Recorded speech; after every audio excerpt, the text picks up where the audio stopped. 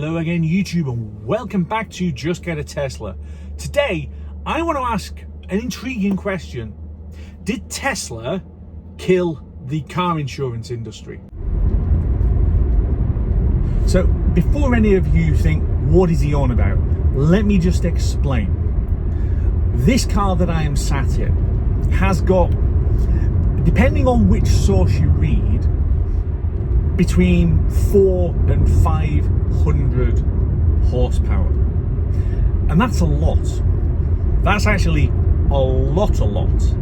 For a family car to have that kind of power would have been unthinkable until electric cars came back and started doing their thing. But it isn't just electric cars. I'm going to put the finger firmly pointed at Tesla here as being responsible for this basically power war. So what do I mean by power war?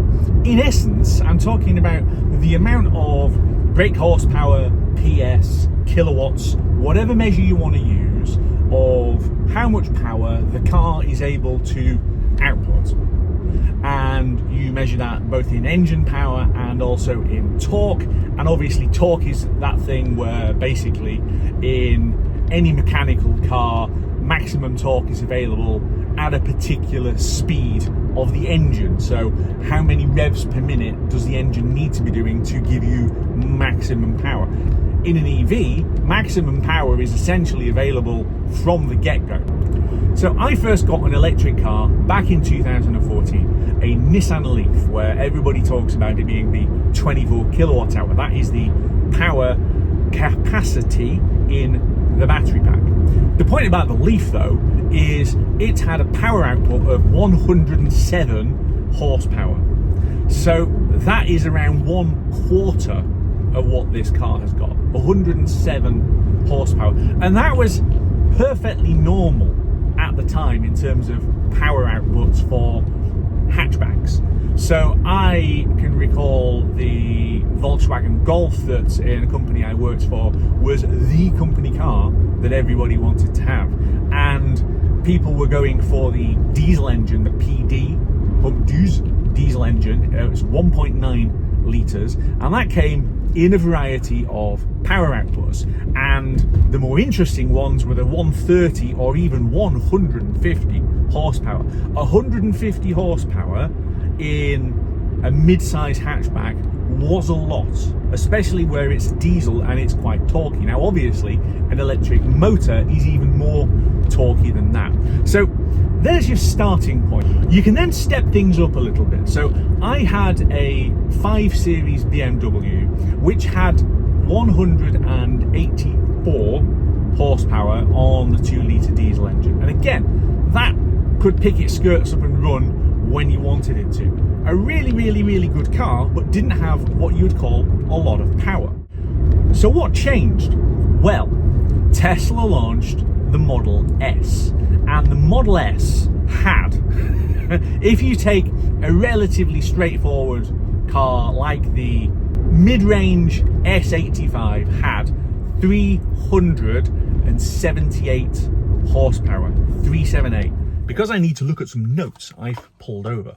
So here's the thing about what this means today in 2024. What used to be normal kind of power outputs, and therefore the risk for the insurance industry, has changed beyond recognition. So if we take something that is absolutely bog standard, so a Vauxhall Corsa. Back in the day, I used to drive a Vauxhall Corsa, and that didn't have a huge amount of power. But today, the base model petrol comes with 100 horsepower. The base model electric comes with 136 horsepower. So already, even on a bog standard hatchback of the kind of thing that, frankly, young drivers often get into, the electric one has already got 1/3 more power than the petrol one does. And that's something that if you start looking at other cars, you can see the pattern. So I've got a couple of examples from BMW to go into. So the X3 is available both with petrol and with electric drivetrains. So the base X3 petrol outputs 184 horsepower. The base iX3 electric outputs 286 horsepower, a mere 55% more power for the electric version. Or to go into the 5 Series, so I had a 5 Series diesel, the F10 generation. If you take the current 5 Series, again, it's available both with petrol and also electric. So a base model petrol 520i is 208 horsepower. So back in the day, my base model diesel was 184. The current petrol one's 208. So it's kind of the same thing ish. I think the petrol one did output more back in the day. The base model i5 is 340 horsepower. That's 63% more power than the base petrol. And the simple reality is, when you're doing car insurance, they're judging you based on risk. And the more power you've got, the more risk they think you are. And I can understand why. Look, hot hatches and things like that, right? Used to be that you would go for something that was a little bit on the fruity side. And, I mentioned you had, the Volkswagen Golf PD 150. That felt like an awful lot of power back in the day. And then, we've had things like the i30N with 280 horsepower. What's fruity these days if you want an electric hot hatch? How about an MG4 X-Power, where it's 429 horsepower, 429, right? That is the kind of hot hatch power that we're talking about. So the old 150 horsepower Golf, you're getting nearly triple the power. And that's why it's expensive. This is the very, very straightforward thing.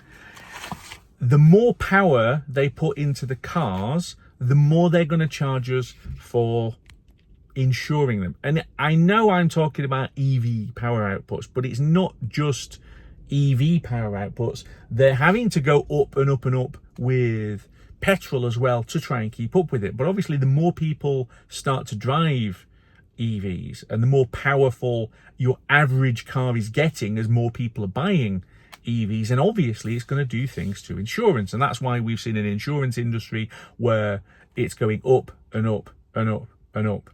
On your renewal, even if you shop around, people are paying 50-60% more, almost regardless of what car they drive. Now, I know some people are going to say, oh, mine hasn't gone up. Great, wonderful. You're the exception. And that's a great position to be in, but don't assume that because it's happened to you that it's the same for everybody. It isn't. So why am I blaming Tesla for this? I think they started it because one of the selling points they wanted to get across at the time of launching the Model S was, ooh, power. And they basically just jacked the power outputs up and up and up.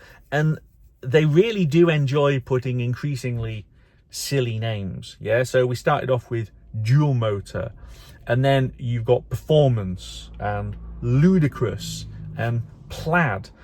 Power is the thing that sells the cars, and for Tesla it's been absolutely fantastic. Obviously, people are buying Teslas in record numbers. The Model Y, despite all of the naysayers, is the best selling car in the world in 2023. But I do think Tesla have done something awful when it comes to power, because suddenly everybody is trying to copy. Everybody thinks that's the winning formula, and power outputs are going up and up and up.